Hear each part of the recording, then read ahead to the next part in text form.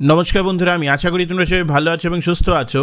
আজকে আমরা ত্রিপুরা জার্নি চ্যানেলের এই ভিডিওটিতে জেআরবিটি গ্রুপ ডি এর রেজাল্ট, যেটা 7 অথবা 8 অফ সেপ্টেম্বর 2024 বেরোতে চলেছে, সেটার উপর একটা final cut off prediction discussion করব। তোমরা জানো কিছুক্ষণ আগেই একটি প্রেস কনফারেন্স হয় এবং সেই প্রেস কনফারেন্সে যিনি স্পিকার ছিলেন অনারেবল ট্যুরিজম মিনিস্টার, উনি ওপেনলি ডিক্লেয়ার করেছেন যে JRBT group D result declare হবে on 7th or 8th, either 7th or 8th JRBT group D result declare হবে। ঠিক আছে, নাও ভিডিওটিতে যাওয়ার আগে আমার তোমাদের সাথে কিছু গুরুত্বপূর্ণ কথাবার্তা বলার ছিল। আশা করি তুমি ভিডিওটি ভালোভাবে শুনবে। And if you definitely like the channel, definitely আমাদের চ্যানেলকে একবার শেয়ার এবং সাবস্ক্রাইব করে নেবে, কারণ এই ভিডিওটি শোনাটা খুবই দরকার এবং এই ভিডিওটিকে শেয়ার করাটা খুবই দরকার। তোমাদের মধ্যে একটা সেকশন অফ এক্সপিরিয়েন্স আছে। অবভিয়াসলি আমরা সবাই frustrated about JRBT group D results, কিন্তু একটা সেকশন অফ ক্যান্ডিডেট এত লেভেলে তোমরা ফ্রাস্ট্রেটেড হয়ে গেছো যে তোমরা লাস্টে যে আমরা যে গত 3-4টে ভিডিও দিচ্ছিলাম সেটাতে তোমরা কিন্তু খুব বাজে রকমের কমেন্টস করছিলে, যেটা তোমাদেরকে কিন্তু মানায় না। মানে if you are an experienced, if you are an educated learned experienced, তোমাদের কিন্তু এত বাজে অকথ্য ভাষায় কমেন্টগুলি করাগুলি কিন্তু মানায় না।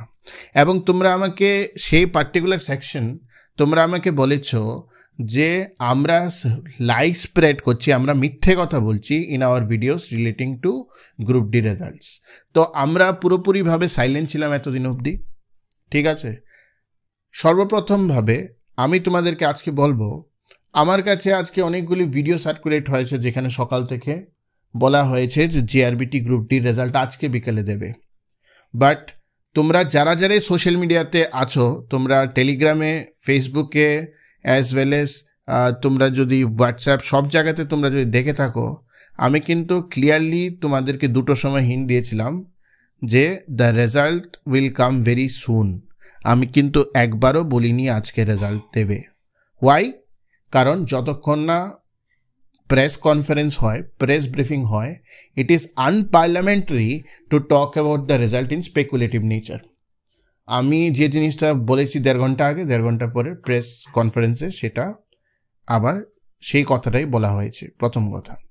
এবং আজকে তোমাদের যে সেই পার্টিকুলার সেকশন অফ এক্সপিরিয়েন্সটা যারা বলছিল যে আমরা we are spreading lies in the name of JRBT group D result, তোমরা যদি আজকে প্রেস কনফারেন্সের প্রথম 2 মিনিট যদি শোনো, ওখানে অনারেবল ট্যুরিজম মিনিস্টার উনি কনফেস করেছেন বা উনি বলেছেন যে আমরা রেজাল্টটা অনেক আগেই দিয়ে দিতাম, কিন্তু অনগোয়িং অ্যাসেম্বলি ইলেকশনস, পঞ্চায়েতি রাজ ইলেকশনস, অনগোয়িং ফ্লাড সিচুয়েশনের জন্য আমরা রেজাল্টটা টাইমলি দিতে পারিনি।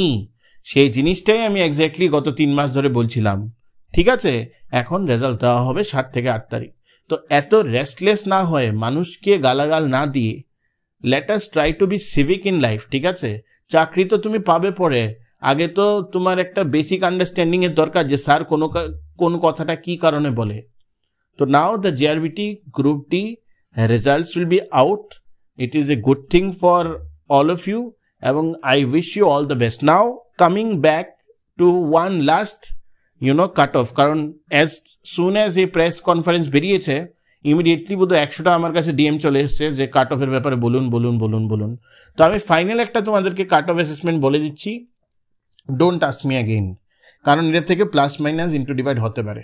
আমার যেটা ধারণা যে 85 মার্কের যে প্রশ্নটা, সেটার মধ্যে যদি কোনো একটা ইউআর ক্যান্ডিডেট 45 পায়, ঠিক আছে, জাস্ট বা 40-45 দ্যাট রেঞ্জ পায়, এবং যদি ইন্টারভিউতে 5 থেকে 10-এর মতো রেঞ্জ পায়, তো আমার যেটা ধারণা হলো 55 to 58 প্লাস মাইনাস 2-3 হতে পারে, that would be the cut off. Plus 2-3 না হলেও, but that probably may be the cut off of UR, somewhere around 55 to 58 marks. SC তোমরা জানো ইউআর এর সামঞ্জস্যই কাট অফ গেছে, জেআরবিটি গ্রুপ সি তো আমিও এক্সপেক্ট করছি সেমই যাবে। 52 to 55 রেঞ্জের মধ্যে এসসি যাবে এবং এসটি আমার মতে 45 to 50 রেঞ্জে হবে। আমি আবার বলছি, these are all my understanding. এখান থেকে আমি পুরোপুরি ভুল হতে পারি, এমনও হতে পারে যে কাট অফ 50 চলে গেছে, 48 চলে গেছে for UR, I don't know that. এবং অনেকে হয়তো জেআরবিটি গ্রুপ ডির গ্রুপ সি এর সাথে দিয়েছিল, যারা গ্রুপ সি পেয়েছে ওরা তো ডেফিনেটলি জিআরবিটি গ্রুপ ডি দেবে না, but that will not impact the cut off, কারণ তোমার তো যখন টেবুলেশন হবে তখন তো ওদের নামটা ইনক্লুড করেই টেবুলেশন হবে। সো আনফর্চুনেটলি আমার ধারণা হলো +-2 তুমি ধরতে পারো, বাট 55 to 58 আমার মানে 53-55 রেঞ্জটা আমার ইউআর এর জন্য মনে হতে পারে। এসসির জন্য আমার 50-52 রেঞ্জ এবং এসটির জন্য আমার 45-46 রেঞ্জ লাস্ট কাট অফ হিসাবে আমার মনে হচ্ছে। তো এটাই হলো সোজা ক্রিস্প কথাবার্তা। Definitely please like, share and subscribe Tripura channel. Thank you.